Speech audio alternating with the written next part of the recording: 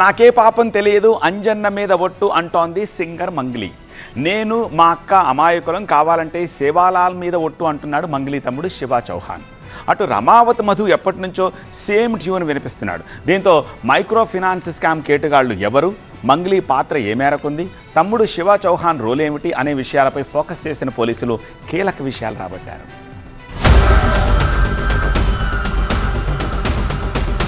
Gokulananda micro finance కేసులో పోలీసులు ఏం తేల్చారు అన్నది చూసే ముందు నిన్నటికి నిన్న మంగ్లీ సోదరుడు శివ చౌహాన్ ఏం మాట్లాడాడో ఫస్ట్ చూద్దాం. ఆ కేసులలో ఆ ఎఫ్ఐఆర్ ఫైల్ అయిన దాంట్లో మా పేర్లు నా పేరు కావచ్చు, మా అక్క పేరు కావచ్చు, ఎక్కడ కూడా మా పేర్లు లేవు. మేము ఎక్కడ తప్పు చేసినట్టు మీరు ఎక్కడైనా నిరూపించండి, మేము కంపల్సరీగా ఎక్కడైనా రావడానికి సిద్ధంగా ఉన్నాం. బాధితుల పక్షాన మేము నిలబడడానికి సిద్ధంగా ఉన్నాము. ఇంతటితో అయిపోలేదు, దేవుళ్ళ మీద ఒట్లు కూడా గట్టిగానే వేశాడు ఈ శివ చౌహాన్. తన పేరు బయటికి ఎలా వచ్చిందో కూడా చెప్పుకొచ్చాడు.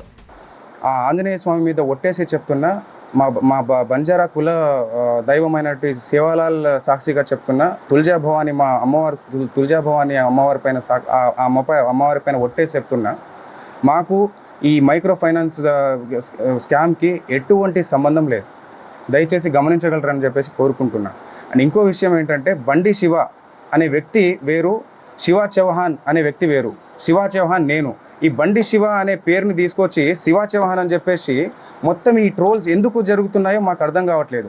ప్రతి వీడియో పోయినా మా అక్క ఫోటో పెట్టి ఇది చేస్తున్నారు. దీని వెనకాల ఎవరున్నారు ఏంటి అని చెప్పేసి వాస్తవాలు ముందు అది తెలియాల్సిన విషయం. అది డిపార్ట్మెంట్ ముందు పెడుతుంది, ప్రతి ఒక్కరిని శిక్షించాలి. ఎస్, ఇవి శివ చౌహాన్ కామెంట్స్. ఇతగాడు మాట్లాడిన కొన్ని గంటల్లోనే మైక్రో ఫైనాన్స్ స్కామ్ కేసు కీలక మలుపు తిరిగింది.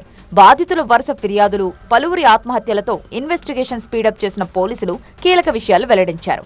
శివ చౌహాన్ అకౌంట్స్ ను క్షుణ్ణంగా పరిశీలించారు. కేసులో కీలక నిందితుడిగా ఉన్న రమావత్ మధు అకౌంట్ నుంచి ఈ శివ చౌహాన్ అకౌంట్ కి ముచ్చటగా 3 సార్లు డబ్బు ట్రాన్స్ఫర్ అయినట్టు తేల్చారు. డబ్బులు పడిన వెంటనే శివ చౌహాన్ విత్డ్రా చేసుకున్నట్టు తెలిపారు. సమాచారాన్ని సైబరాబాద్ ఎకనామిక్ అఫెన్సివ్ వింగ్ ఈఓడబ్ల్యూకు అందజేసి రమావత్ మధు అకౌంట్ ను ఫ్రీజ్ చేయించారు. మధుతో పాటు హిమకాంత్ రెడ్డి శివ చౌహాన్ కు చెందిన అకౌంట్ల వివరాలన్నీ ఇవ్వాల్సిందిగా బ్యాంకులకు లేఖ రాశారు. అంతేకాదు, మంగ్లీ అకౌంట్స్ ను చెక్ చేసే ఛాన్స్ కూడా ఉండటం చర్చనీయాంశమైంది. అంతకుముందు మంగ్లీ కూడా నోట్ రిలీజ్ చేసింది. నల్గొండ జిల్లా పెద్ద ఊరుకు చెందిన పాల్తి రమేష్ అనే వ్యక్తి మైక్రో ఫైనాన్స్ లో డబ్బులు పెట్టి సర్వం కోల్పోయానంటూ ఆత్మహత్యకు పాల్పడటంతో కేసుతో తనకెలాంటి సంబంధం లేదని మరోసారి నోటు విడుదల చేసింది మంగ్లీ. రమావత్ మధు వల్లే ఎంతో మంది రోడ్డున పడ్డారని ఆగ్రహం వ్యక్తం చేసింది.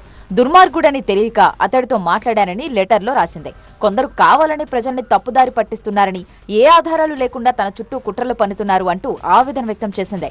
అంతిమంగా నిజమే గెలుస్తుందంటూ నోట్లో రాసుకొచ్చింది మంగ్లీ.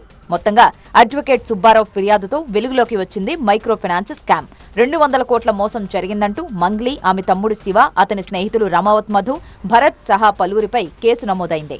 అప్పటి నుంచి కేసులో ట్విస్టుల మీద ట్విస్టులు చోటు చేసుకుంటున్నాయి. లేటెస్ట్ గా మంగ్లీ సోదడి అకౌంట్ కు కీలక నిందితుడు రమావత్ మధు అకౌంట్ నుంచి మనీ ట్రాన్స్ఫర్ అవ్వడంతో కేసులో నెక్స్ట్ ఏంటి అన్నది ఆసక్తికరంగా మారింది.